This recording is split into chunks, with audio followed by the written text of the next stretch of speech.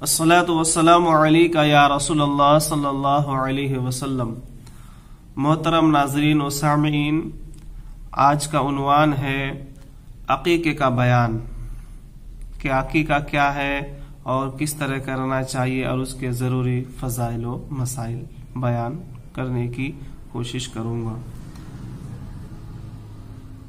आगाज़ गुफ्तगू से पहले आपसे गुजारिश है कि आप सबसे पहले हमारे चैनल को सब्सक्राइब करें और दोस्त अहबाब को भी इस बात की तरगीब दिलाएं। हमारा यही मकसद है, आओ मिल के सुन्नत रसूल पर अमल करें, आओ हम सब मिलकर सुन्नत रसूल को, तालीमात रसूल को आम करें। हमारे इस मिशन के साथ जुड़ें, यानी आप तंजीम पैगाम सीरत के साथ जुड़ें। इंशाअल्लाह हुज़ूर सल्लल्लाहु अलैहि वसल्लम की सुन्नत को आम करना हम सब की जिंदगी का मकसद होना चाहिए। अल्लाह करीम हम तमाम को सुन्नत रसूल अलैहिस्सलातु वस्सलाम पर अमल की तौफीक अता फरमाए। अक़ीक़ा क्या है?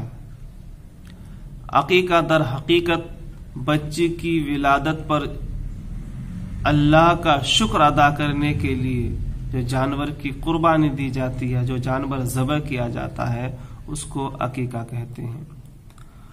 जानवर के लिए वही शराइत है जो कुर्बानी के जानवर का है, यानी बेअयब हो।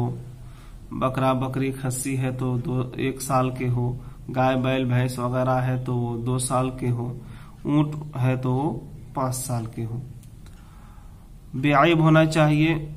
अगर लड़के की विलादत है तो उसके लिए 2 बकरा या 2 बकरी या 2 खस्सी हो, और अगर लड़की है तो 1 बकरा या 1 बकरी या 1 खस्सी। और बड़े के जानवर में 7 हिस्से होंगे तो फिर उस हिसाब से, यानी लड़का है तो 2 हिस्से, लड़की है तो 1 हिस्सा।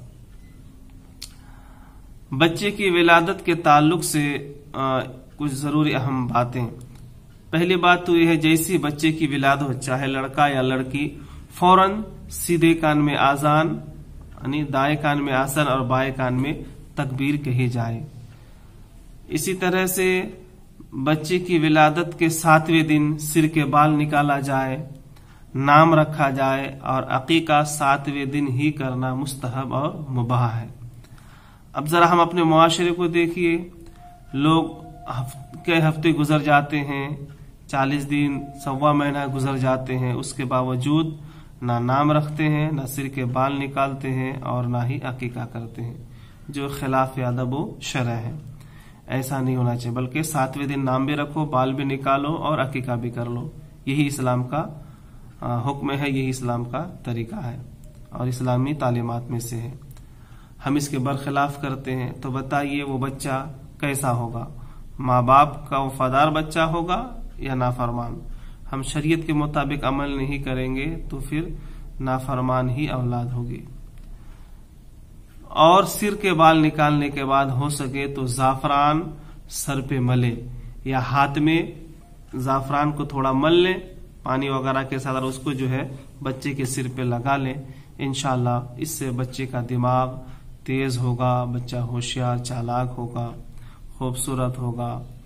इसी तरह से जो अक़ीक़े में जो जानवर ज़बह किया जाता है तो उसकी हड्डियों को ज्यादा ना तोड़े, यही बेहतर है। इससे ये ताबीर की गई है कि हड्डियां अगर कम तोड़ेंगे तो बच्चे की जो है नेक फाली से इसको ताबीर की गई है। इसी तरह से उसका जो गोश्त है 3 हिस्से में तकसीम किया जाए, 1 यतीम गरीब मिस्कीनों के लिए, एक हिस्सा रिश्तेदारों के लिए और 1 हिस्सा अपने घर के लिए।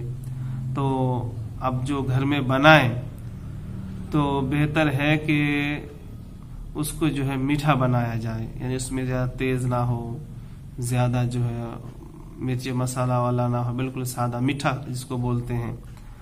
तो उससे जो है बच्चे के अखलाक अच्छे होंगे, इस बात का भी ख्याल किया जाए।